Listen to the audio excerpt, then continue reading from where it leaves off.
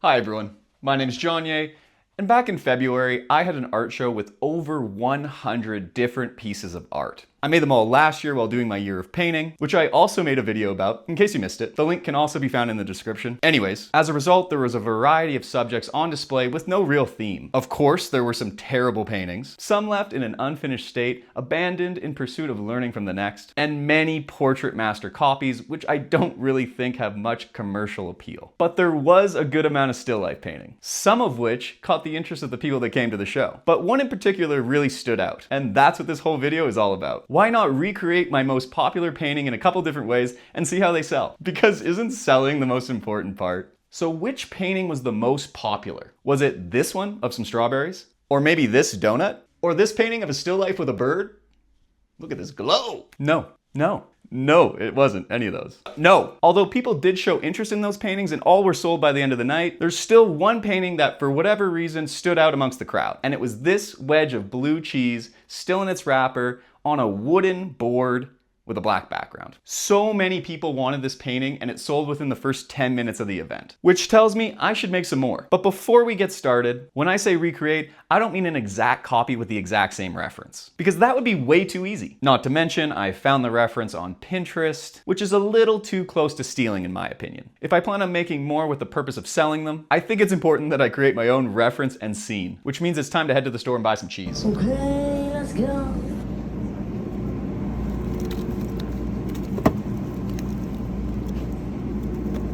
Now that we have the cheese, it's time to stage it under the light. Basically, I am trying to set up a still life right here and I want to paint it directly beside, so I'll have my painting right here. But the problem is I don't want the two lights, the light that allows me to see the painting and the light that illuminates my subject. I don't want those to cross-contaminate. So I'm going to try and set something up. If it works, great. If not, I'll just take a bunch of pictures and work from the photos. But I'd really like to paint from life here. And that's what I'm trying to do. So let's do that. First off, let's talk about the surface for my still life. I found this music stand at Goodwill, and it's great for a small scene. I adjust the base so it's perfectly flat and eye level when I'm sitting down ready to paint. This ensures I'm looking straight at my subject. I then take a flat box and tape it to the back of the music stand, draping a black cloth over it, which gives this dark, uninterrupted background. As previously mentioned, I use two separate lights. One light is dedicated for the still life itself, highlighting the forms and shadows. The other is for my canvas so I can actually see what I'm doing. With the stage set almost literally and the light shining down, let's talk about the subject, which is going to be this hunk of Parmesan cheese. I chose this for a few reasons. Number one, it's literally like just hacked out of a wheel, so it's got a very organic, weird shape to it. The rind is still attached at this small area on the base here, and just the general texture itself has a bunch of bumps and curves on it, which are going to catch light and show dimension. But as a whole, the shape itself almost looks like a rock or a mountain, which I think will just end up being a cool painting. So let's throw it under the light and see. First things first here, just gonna take it out of this wrapper. Try not to destroy it in the process. Do this somewhat delicately. Whoa, look at that. Oh, I got some cheese on the floor. But look at that, are you kidding me? It'd be cool to include the numbering and lettering here.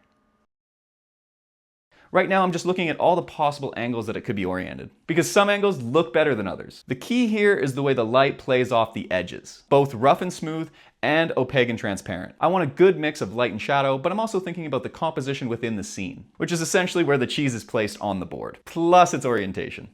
I wasn't sure how this makeshift still life setup would turn out, but I'm really pleased with how it's looking, which means I think it's finally time to do some painting. But not before I snap a few photos, both to work from in the future and to show what I'm looking at while I create each painting. I plan to make 4 paintings in this video, 2 from life and 2 from reference. I'm honestly just curious to see the difference. I'll make sure to upload all these photos to my website under the tab Free References, just in case any of you want to make a painting for yourself. I made sure to take a bunch from different angles so you'll have some options to choose from. But before we start painting from these reference photos, I have this amazing setup just begging to be painted from life.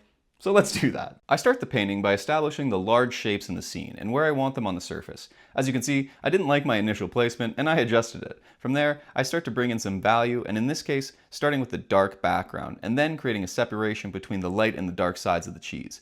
I want to add some washy color by mixing my paint with Gamsol, which dries more quickly and I find acts as a nice base layer to build off of. I'm trying to be accurate, but details are not the focus at this early stage of the painting. I've been at this for about 2 hours now, so I'm kind of hitting a wall. I think I'm gonna mark where the cheese is sitting, put it back in the fridge because I don't want it to go bad or just start smelling. It's already smelling in here, and maybe work on it later today or tomorrow. If I can, I like to start a new session by adding a layer to the background. This gets my hands warmed up a little and is a low stakes way of getting into the painting. From there, I just continue to push the color and detail. In between my first and second session, I usually spend about an hour mixing my color groups for the painting. For this one, it's mostly low chroma oranges and yellows. I continue to add detail to the painting gradually using smaller and softer brushes, as I find they give me much more control. And when you're working on a small surface like this, the more control the better. As you can see, I didn't really nail the shape, and I made some of the edges too soft, almost like the cheese had melted, but I'm still learning, so of course mistakes will happen, and that's why it's so important to evaluate what you like and dislike about your work once you've called it finished. Alright, I'm done with this painting from life, and although I think it looks pretty good, I think I could do even better, so I'm going to try and look at one of those reference photos I took earlier and just see what happens when I make a similar painting, but with a photo reference instead of painting from life. So let's just do that. Plus, the cheese kind of crumbles and falls apart every time I touch it or move it or set it up for another day, so it's kind of changed a lot in shape since I started. Alright, let's make another painting. When painting from a reference photo, I like to bring it up on my iPad and add horizontal and vertical center lines to both the canvas and the reference, which helps me more accurately transfer proportions. And since my canvas size is the same ratio as my reference, I also use the outside frame of the reference photo to help me place the elements in my scene. Something you can't do from life unless you use a viewfinder, which I just find too cumbersome.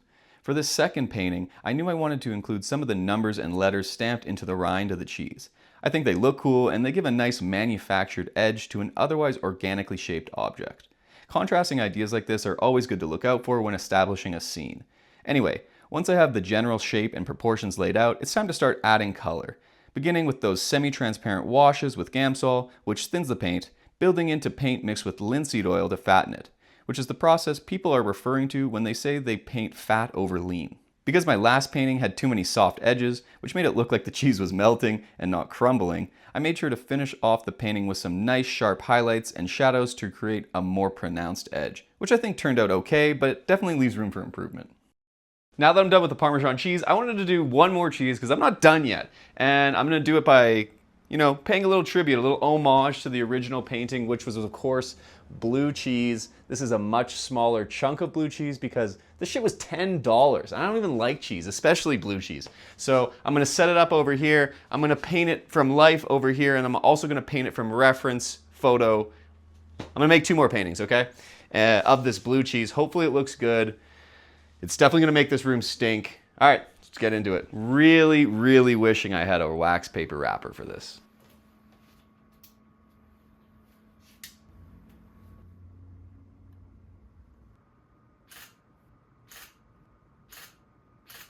That's super cool. Look at these photos. It's glowing. Now that I have some photos, let's paint this thing from life. Pretty much right away I made a mistake, and that was making the cheese and board way too small in the scene. There's just too much black in this painting, and I'm not a fan. But of course, that didn't stop me, and I didn't fix it early, so now I just have to live with it and make the best of it. The other thing you're probably noticing is the light and glare off the wet paint, which isn't just happening to the camera. I was basically battling the glare the whole time I was making this painting, which is distracting and probably why this is the worst cheese painting I've made yet, which shows that I still have a lot to learn when it comes to setting up a still life, and I should probably look into getting a light diffuser so I don't have as much direct light hitting the canvas. With all that being said, I think I'm ready to put this painting behind me and move on to the one using a reference photo. Once again, starting this painting off by establishing the large shapes, which are basically just the cheese and the board, using the vertical and horizontal center lines to better judge proportion, as well as the outside edges of the reference, and honestly, this one's off to a good start. The only thing I wish I had thought about more is the scene itself. I think I was just excited to plop down a chunk of cheese and start painting, but this group of paintings would be better if I spent some time creating a little variation between them, so that it isn't just a piece of cheese at the end of the same cutting board entering the same side of the frame with the same dark background. But I guess these are all just the things you learn along the way. And at least I switched up the type of cheese. Anyway, I spent most of the time working on the side plane of the wedge, which has a bunch of interesting shapes, colors, and textures for me to try and recreate. The top was actually pretty smooth, but there is of course that bluish-green mold permeating throughout, getting dark and crumbly near the thin edge of the cheese, which was quite fun to paint.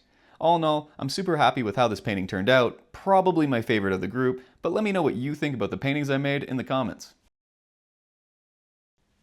With all the paintings finished up, it's time to see if I can actually sell them. First things first, I need to take some nice photos of each piece, making sure that there's minimal glare and sufficient lighting. Now that I have the photos, I'll start by listing them on Instagram and just see if there's any interest. There is also a specific person that was asking about my cheese painting back in February, so I'm going to reach out to them and see if they're still interested. Right away I was able to sell the last painting I made, the one of blue cheese from a reference photo. As it turns out, that person was still interested in the painting and I sold it to them for 150 bucks. A few hours later, I got a bite on my Instagram and sold the other painting I made from reference. This one of the block of Parmesan cheese with the lettering, and you remember it? It was just a couple minutes ago. Once again for another 150 bucks. I guess I need to spend more time and get better at painting from life. Because at the time of filming this video, the two that I made from life are still available. And if you're interested, you can reach out to me on Instagram at JohnYAYart and we can figure it out from there. So with that being said, that's all for this video. I hope you enjoyed and I cannot wait to see you in the next one. See ya.